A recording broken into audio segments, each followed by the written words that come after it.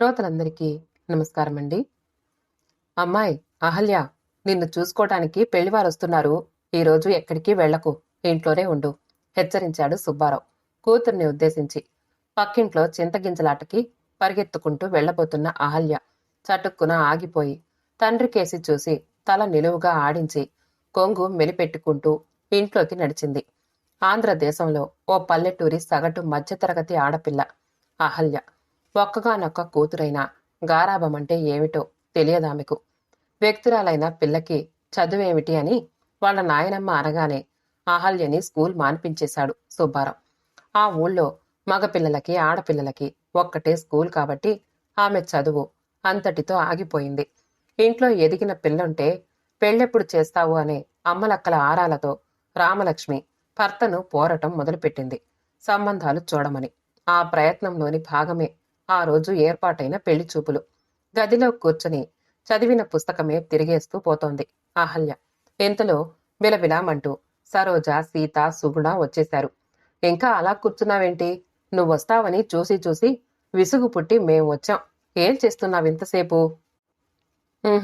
ఈరోజు నేనెక్కడికి రాను. అదే, ఏమైంది నీకు? నాకేం కాలేదు, కాని మా నాన్నే వద్దన్నారు. ఎంత దాచినా ఆమె బుగ్గల్లో సిగ్గుతెరలు కనిపించాయి వాళ్లకి. ఏమిటి సంగతి? నిలదీశారు సరోజ, సీత. నన్ను చూడ్డానికి పెళ్లివారొస్తున్నారట. అందుకని ఇప్పట్నుండే జైల్లో కూర్చున్నావా? తొందరగా వచ్చేద్దు గాని పద. అమ్మో, మా నాన్న చంపేస్తారు. నేను రాను బాబూ. వాళ్ళు వచ్చి వెళ్ళిన తర్వాత నేనే వస్తాను. మీరు వెళ్ళి ఆడుకోండి. సరే అయితే, మేమొస్తాం. వాళ్ళు వెళ్ళిపోయారు. పెళ్లి చూపుల్లో పెద్దవాళ్లు చెప్పినట్లే బుద్ధిగా తల వంచు కూర్చుంది. వాళ్ళు ఇంటికి వెళ్లటం, పిల్ల నచ్చిందని ఉత్తరం రాయటం, ముహూర్తాలు పెట్టుకోవటం అన్నీ నిమిషాల మీద జరిగిపోయాయి. దేనికంతటికీ అహల్య తల్లి రామలక్ష్మి ప్రోద్బలమే కారణం. ఒక్కగానొక్క కూతురికి చిన్నప్పుడే పెళ్లి చేసి తమకు ఓపిక ఉండగానే అచ్చట ముచ్చట చూసుకోవాలని ఆమె తాపత్రయం. పెళ్లి కొడుకు వాళ్లకి పల్లెలో ఇల్లు, పొలం ఉన్నాయి. అవి కాక పట్నంలో ఓ మోస్తరు ఇల్లు ఉన్నది. అబ్బాయిది గవర్నమెంట్ ఉద్యోగం. ఓ 1000 అటూ ఇటూ అయినా ఈ సంబంధమే ఖాయం చేయమని భర్తని ఎలాగో ఒప్పించింది. ఇంకే, అహల్య అంతటి అదృష్టవంతురాలు లేదన్నారు అమ్మలక్కలు. ఇదంతా తన ప్రయోజకత్వమేనని మురిసిపోయి 10,000 కట్నంతో, లాంఛనాలతో పెళ్లి చేసి చేతులు దులుపుకున్నాడు సుబ్బారావు. కాపురానికొచ్చిన తర్వాత ఆ ఇంటి వాతావరణం కొత్తగా అనిపించలేదు అహల్యకి. అక్కడ అమ్మా నాన్న, ఇక్కడ అత్త మామ. కాకపోతే భర్త ఆదరణ, ప్రేమ అదనంగా దొరికాయి ఆమెకు. సహజంగా మెత్తనివాడు ఆమె భర్త గోపాలం. ఇంట్లో ఏ విషయమూ పెద్దగా పట్టించుకునేవాడు కాదు. పొద్దున్నే లేవటం, పై పనులు చేయటం, అత్తగారికి వంటలో సాయం చేయటం అంతవరకే కాని మిగతా విషయాలు అహల్య కూడా పట్టించుకోలేదు. కొంతకాలం ఆ ఇంట్లో పెత్తనమంతా మామగారిదే. రోజులు మామూలుగా దొర్లిపోతున్నాయి. ఆ రోజు మధ్యాహ్నం భోజనాలయ్యాక విశ్రాంతిగా నడుం వాల్చింది అహల్య. టెలిగ్రామ్ అన్న కేక విని బయటికొచ్చింది. భర్త ఆఫీస్కి, మామగారు బయటికి వెళ్లారు. వణికే చేతులతో టెలిగ్రామ్ తీసుకుని చదివింది. అంతే, తల్లి చనిపోయిందన్న వార్త ఆసనిపాతంలాగా తగిలిందామెకు. గట్టిగా అమ్మా అని ఏడుస్తూ అక్కడే కూలబడింది. కోడలి కేక విని వంటింట్లో నుండి పరిగెత్తుకుని వచ్చింది రమణమ్మ. విషయం అర్థమైన తర్వాత ఆమె కోడలి పక్కనే కూర్చొని ఓదార్చటం మొదలుపెట్టింది. ఇంతలో సీతారామయ్య ఇంటికి చేరటం, కొడుకు కబురు చేసి వాళ్ళిద్దరినీ బండెక్కించటం వెంటనే జరిగిపోయాయి. ఇంట్లో నిండుగా తిరిగే తల్లి లేని లోటు అహల్యకి భరింపరానిదయ్యింది. ఎంతటి గాయాన్నైనా కాలమే మాన్పుతుంది. సంవత్సరం గిర్రున తిరిగింది. అహల్య, ఇది విన్నావా? మీ నాన్న మళ్ళీ పెళ్లి చేసుకున్నారట. ఆఫీస్ నుండి వస్తూనే గోపాలం భార్యకి చెప్పాడు. నిజమా? ఆశ్చర్యపోయింది అహల్య. అవునట. బజార్లో మీ ఊరి కరడం గారు కనిపించి పలకరించారు. ఆయనే చెప్పారు ఈ సంగతి. మరి మనకెందుకు రాయలేదు? పిచ్చి అహల్య, కాపురం చేసుకునే కూతురుండగా మళ్ళీ పెళ్లి చేసుకున్నానని రాయటానికి మొహమాట పడుంటారు మీ నాన్న. అందుకే వ్రాసి ఉండరు. పోనీ నువ్వెళ్ళి చూసొస్తావా? అడిగాడు గోపాలం. అహల్య మనసుకు బాధ కలిగింది. తనకు కనీసం ఉత్తరం రాయలేదని ఆయనకంత అక్కరలేనప్పుడు తను మాత్రం ఎందుకు వెళ్ళాలి?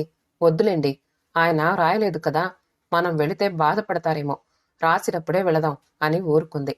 కాలగర్భంలో 10 ఏళ్లు గడిచాయి. ఈలోపు ముగ్గురు పిల్లల తల్లయ్యింది అహల్య. జీవితం అంటే ఏమిటో ఆమెకు ఇప్పుడిప్పుడే అర్థమవుతూ ఉంది. అత్తగారింటి అసలు స్వరూపం అర్థం చేసుకోవటానికి ఆమెకు అంతకాలం పట్టింది. ఆ ఇంటి ఆస్తులన్నీ అప్పుల్లో మునిగిపోయాయని అర్థమయ్యింది. సంపాదన లేకపోయినా మామగారి దర్జాలకు లోటు లేదు. గొప్పలకు పోయి ఆస్తంతా తగలబెట్టేశాడు. ఊళ్ళో పొలం, ఇల్లు ఆ ఊరి షావుకారికి ధారాదత్తం అయిపోయాయి. పట్నంలో ఇల్లొకటే మిగిలింది. దానిమీద కూడా అప్పులు చేస్తున్నాడని తెలిసి ఒకరోజు భర్త దగ్గర ఈ ప్రస్తావన తెచ్చింది. ఏమండి, మామయ్య గారి ధోరణి ఏమీ బాగుండలేదు. ఇలా ఎంతకాలం అప్పులు చేస్తారు? పోనీలే అహల్య, ఆయన ఎంతకాలం ఉంటాడు? అయినా అదేమి మనం సంపాదించింది కాదు కదా. ఆస్తి అసలు లేకపోతే ఏం చేసేవాళ్ళం? ఆయనది అలవాటైన చెయ్యి. ఈరోజు నేను కొత్తగా వారిస్తే ఆయన బాధపడతాడు. కాదండి, ఇది ఇంతటితో ఆగుతుందని ఏమిటి? ఈ ఇల్లు కాస్త అయిపోతే అప్పుడేం చేస్తారు? ఇన్నాళ్ల బట్టి అలవాటైన వాళ్ళు ఈరోజు మనం చెప్పగానే మారలేరు. కాని అన్నింటికీ ఆ భగవంతుడే ఉన్నాడు అని వేదాంతం ఒలకబోశాడు గోపాలం. అహల్య ఆశ్చర్యపోయింది. కనీసం అత్తగారైన మాట వరసకు కూడా ఆయన్ని మందలించదేమే అని. అవునులే, అత్తగారిని ఒక్కనాడైనా ఆయన నోరెత్తనిస్తే కదా. ఆయన చెప్పిందే ఇంట్లో అంతా వినాలి. ఆవిడ కూడా దానికి అలా అలవాటు పడిపోయి తన ఆలోచనలను వంటింటికి పరిమితం చేసుకుంది. ఆవిడతో అన్న ప్రయోజనం లేదని ఊరుకుంది. మరో 7 క్యాలెండర్లు మారాయి. ఈ మధ్యకాలంలో అహల్య 2-3 సార్లు పుట్టింటికి వెళ్లాను అనిపించుకుంది. కాని మరోసారి తాను వెళ్లే లోపున తండ్రి రావాల్సొస్తుందని ఆమె ఊహించలేదు. ఆమె కాదు, ఎవ్వరూ ఊహించలేదు. ఆ రోజు భోజనం చేసి మామూలుగా ఆఫీస్కెళ్లిన గోపాలం మరి తిరిగి రాలేదు. అతని శరీరం మాత్రమే ఇంటికొచ్చింది. గుండె నొప్పొచ్చి అలాగే కుర్చీలో ఒరిగిపోయాడని డాక్టర్ దగ్గరికి తీసుకువెళితే అంతా అయిపోయిందని చెప్పాడని ఆఫీస్ వాళ్లు చెప్పారు. మొదలు నరికిన మానులా పడిపోయింది అహల్య. తప్పనిసరిగా వచ్చాడు. తండ్రి కర్మకాండలు పూర్తయిన తర్వాత అహల్యను తీసుకుని బయలుదేరాడు. పుట్టింటికొచ్చి వారం రోజులయ్యింది. భర్త జ్ఞాపకాలు ఆహార్నిశలు నీడలా వెంటాడుతూ ఉంటే నిర్లిప్తంగా కాలం గడుపుతోంది. ఆ కొద్ది రోజులకి తన ఉనికి సవతి తల్లికి కష్టం కలిగిస్తోందని గ్రహించిందామె. ఎలుక మీద పిల్లి మీద పెట్టి సాధించటం వింటూనే ఉంది. తనంతట తాను తిరిగి అత్తగారింటికి వెళతానని అనలేక ఊరుకుంది. 1 రోజులు అతి కష్టం మీద గడిచాయి. అనుకోకుండా మామగారి దగ్గర నుండి ఉత్తరం వచ్చింది. కొడుకు పోయినా కోడలు తమ ఇంటి మనిషే కాబట్టి పిల్లల్ని కోడల్ని పంపమని సారాంశం. వెంటనే మరో మాట ఆలోచించకుండా పిల్లలతో బయలుదేరింది అహల్య. ఇంటి దగ్గర బండి ఆగగానే ఆప్యాయంగా ఎదురొచ్చారు మామగారు. ఆశ్చర్యపోవటం అహల్య వంతయింది. ఇన్నాళ్ళు ఆయన ముఖంలో కాఠిన్యం తప్ప దయ, జాలి, ప్రేమ అనేవి ఎన్నడూ చూసింది కాదు తను. అలాంటిది ఈ ఆప్యాయతని జీర్ణించుకోవటం కొంచెం కష్టంగానే ఉంది. ఆ మర్నాడు కాని ఆ ప్రేమ వెనక కథ అర్థం కాలేదామెకు. చనిపోయిన గోపాలం తాలూకు ప్రావిడెంట్ ఫండు, గ్రాట్యుటీ వగైరాలు అహల్య పేరున వచ్చాయి. ఆమెకు తప్ప అవి ఎవ్వరికీ ఇవ్వని కారణంగా తప్పనిసరిగా కోడల్ని వెంటబెట్టుకుని ఆఫీస్కి వెళ్ళాడు సీతారామయ్య. ఆఫీసర్ గారు చాలా మంచివారు. చూడండి, మీరిలా ఆఫీస్కి రావాల్సి రావటం నాకు చాలా బాధగా ఉంది. గోపాలం గారు ఎంతో మంచివారు. ఆయన అర్ధాంతరంగా పోవటం వలన మీకు చాలా అన్యాయం జరిగింది. కొంతలో కొంత మీకు సాయం చేయాలని మా ఉద్దేశం. ఈ డబ్బు పిల్లల చదువులకు, పెళ్లిళ్లకి పనికొస్తుంది. ఫిక్స్డ్ డిపాజిట్లో వేస్తే మీకిష్టమైతే ఆ ఏర్పాట్లు మేం చేస్తాం. మీరు ఈ కాగితాల మీద సంతకం పెట్టండి చాలు. మిగతా విషయాలు మేం చూసుకుంటాం. అహల్య తన చెవుల్ని తానే నమ్మలేకపోయింది. లోకంలో ఇంకా మంచి మిగిలే ఉంది అనటానికి ఇలాంటి వాళ్లుంటారు అనుకుంటూ తన అంగీకారం తెలియచేస్తూ అవసరమైన కాగితాలపై సంతకాలు చేసింది. అక్కడే కోడల్ని అడిగితే బాగుండదని ఇంటికొచ్చాక డబ్బు సంగతి అడిగాడు సీతారామయ్య. ఆ డబ్బొస్తే తన దర్జాలకు మళ్లీ కొంతకాలం డోకా ఉండదని అనుకున్నాడు. ఉన్న సంగతి చెప్పేసరికి ఎక్కడ లేని కోపం వచ్చింది. ఇలా జరుగుతుందని అతడు ఎంత మాత్రం ఊహించలేదు. గుడ్డిలో మెల్ల అన్నట్టుగా గోపాలం పెద్ద కొడుక్కి ఆ డిపార్ట్మెంట్లోనే ఉద్యోగం ఇచ్చారు. అహల్యకి పెన్షన్ వస్తుంది. ఎలాగో సర్దుకుపోవచ్చని ఆశపడిందామె. కొడుక్కి వేరే ఊర్లో ఉద్యోగం రావటంతో ఆమెకు కొంచెం హాయి అనిపించింది. పిల్లలతో విజయవాడ చేరింది. చిన్న పిల్లలిద్దరినీ స్కూల్లో చేర్పించింది. చిన్న వయస్సులోనే పెద్ద కొడుక్కి బాధ్యతలు వెంట పడ్డాయని బాధపడినప్పటికీ భగవంతుడు ఒక విధంగా తనని జాగ్రత్తగానే కాపాడుతున్నాడని సంతోషించింది. సీతారామయ్య మధ్య మధ్య కోడల్ని పిల్లల్ని చూసి వెళుతూనే ఉన్నాడు. ఒరే పిల్లలు, మీ నాయనమ్మ మిమ్మల్ని చూడాలి అంటోంది. శని ఆదివారాల్లో రండి అని చెప్పి వెళ్ళాడు. ఆవిడ్నే తీసుకుని రావచ్చు కదా అని అడుగుదామనుకుంది. కాని అలవాటు లేని నోరు పెగిలి రాలేదు.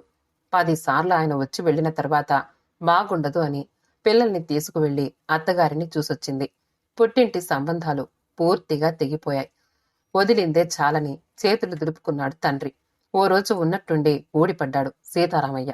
మామగారిని చూసి ఆశ్చర్యపోయినా బయటపడలేదు. ఎప్పట్లాగా 2 రోజుల్లో బయలుదేరలేదు ఆయన. సంగతి అర్థం కాలేదు అహల్యకి.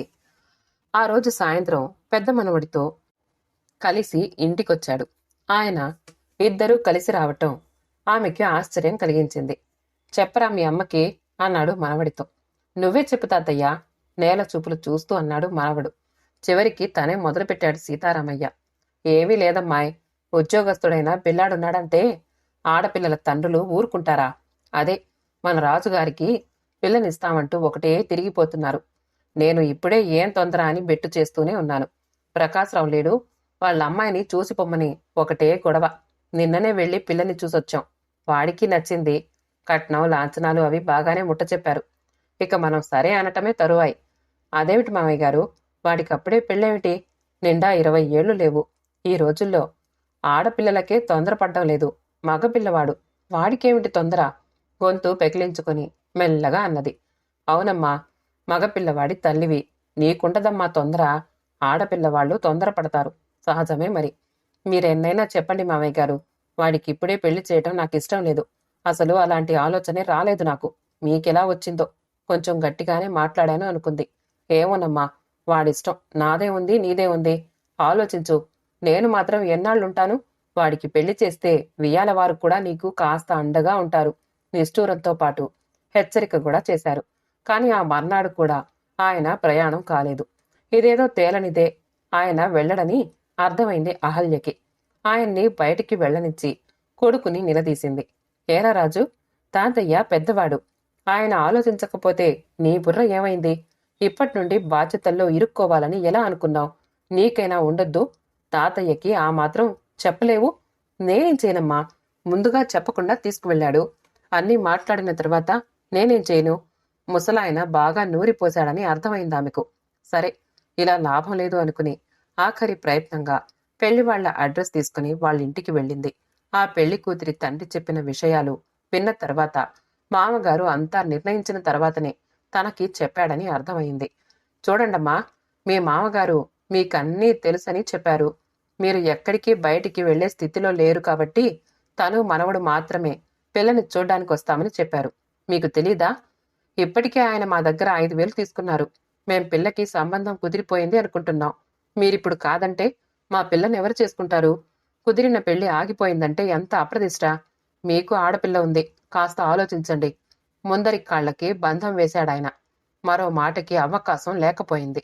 వ్యవహారం చేయి దాటిపోయిందని, తను చెయ్యగలిగిందేమీ లేదని అర్థమైపోయింది. నలుగురితో పాటు అక్షింతలు వెయ్యక తప్పలేదామెకు. పెళ్లిలో ఆధ్వరమంతా సీతారామయ్యదే అని వేరే చెప్పనక్కర్లేదు. అసలు వాళ్ల దగ్గర నుండి ఎంత వసూలు చేశాడో, ఎంత ఖర్చు పెట్టాడో ఎవ్వరికీ తెలియదు. తను డబ్బు అందనీయలేదని తన పైన కక్ష ఈ విధంగా తీర్చుకున్నారని అహల్యకి తెలిసిపోయింది. మనవడి పెళ్లిని కూడా వ్యాపారంగా మార్చుకున్న ఆయన మీద విపరీతమైన అసహ్యం కలిగింది. కోడలు కాపురానికి వచ్చింది. చిన్నపిల్ల ఎన్నో సరదాలతో వచ్చిందని ఆ పిల్లని ఆప్యాయంగానే ఆదరించింది. ఆ అమ్మాయి కూడా వీళ్లతో కలిసిపోయింది. 4 నెలలు గడిచాయి. కొడుకు జీతం తెచ్చి కోడలి చేతిలో పెట్టినప్పుడు కూడా బాధపడలేదు. బాధ్యతలు వాళ్లే చూసుకుంటారులే అని. అమ్మా, పెన్షన్ తీసుకురాలేదా ఈ నెల అడిగాడు రాజు. తెచ్చాన్రా, నా దగ్గరే ఉంది. ఇప్పుడు దేనికి? అవసరం వచ్చినప్పుడు వాడదామని ఉంచాను అడిగింది ఆశ్చర్యంగా. అది కాదమ్మా, డబ్బంతా ఒకరి చేతిలో ఉంటే ఖర్చు అదుపులో ఉంటుంది. మొత్తం ఒక చోట చేర్చి ఖర్చు పెడతాను. ఏ, ఆ జీతమే నాకిస్తే నేనే ఖర్చు పెడతానుగా. ఇన్నాళ్లు ఎవరు చూశారు ఇంటి సంగతి? ఈ మాటలన్నీ గొంతులోనే ఆగిపోయాయి. పోనీలే, వాడో ఇంటివాడయ్యాడు. బాధ్యత నెత్తిన వేసుకుంటానంటే కాదనటం ఎందుకు అని డబ్బు మొత్తం ఇచ్చేసింది. దానితో ఆమెకు కొత్త సమస్య మొదలయ్యింది. ఏ మాత్రం చిల్లర కావాలన్నా వాళ్లనే అడగవలసి వస్తోంది. కొంచెం కష్టంగా అనిపించినా ఏమీ అనకుండా ఊరుకుంది. క్యాలెండర్లో మరో 6 కాగితాలు చిరిగిపోయాయి. అమ్మా, ఈ నెల నుండి ట్యూషన్ చేరే వాళ్ళని చేరమని చెప్పారే మా స్కూల్లో. ఈ సంవత్సరం పబ్లిక్ పరీక్ష కదా, ట్యూషన్ చదివితే బాగా వస్తాయి మార్కులు చిన్న కొడుకు అడిగాడు అహల్యని. అలాగేరా, అయితే నా పేరివ్వనా? అన్నయ్య వచ్చాక వాడితో కూడా చెప్పు. ఉత్సాహంగా వీధిలోకి పరిగెత్తాడు పవన్. తన పనిలో మునిగిపోయింది అహల్య. నెల తిరిగింది. పవన్ ట్యూషన్ ఫీజు అడిగేసరికి తగాదా వచ్చింది. అసలు ట్యూషన్ ఎవరిని అడిగి పెట్టించావు? తిండికే కష్టంగా ఉన్న ఈ రోజుల్లో చదువులు ట్యూషన్లు కూడానా? నెలకి 25 రూపాయలు కావాలా? ఇలా అయితే నా వల్ల కాదు. మీ ఇష్టం. ట్యూషన్ లేదు, ఏం లేదు. ఒళ్ళొంచి ఇంట్లోనే చదవమనవాణ్ణి గంతులేశాడు రాజు. ఒక్క నిమిషం మాట రాలేదు అహల్యకి. వాడేమీ కోరరాని కోరిక కోరలేదే. కష్టపడి చదువుకుంటున్నాడు, అంతేకాని జల్సాలకి డబ్బులు అడగలేదే. వాడి కోరిక న్యాయమైనదే కదా. ఎప్పటివో డబ్బులు పెట్టే అడుగున ఉంటే ఏదైనా అవసరానికి వస్తాయని దాచిపెట్టింది. అది ఇచ్చి పవన్ని పంపేసింది. ఆ రోజు 1 తారీఖు. తనకు సంబంధించిన బట్టలు, పిల్లల గుడ్డలు చిన్న సూట్ కేసులో సర్దింది. పిల్లల్ని తీసుకుని బయలుదేరింది. ఎక్కడికమ్మా బయలుదేరావు? ఉండబట్టలేక అడిగాడు రాజు. చూడు నాయనా, కన్న బిడ్డలకి తిండి పెట్టటం కష్టంగా ఉన్న ఈ రోజుల్లో తల్లిని, తోబుట్టువులని పోషించటం అంటే మాటలు కాదు.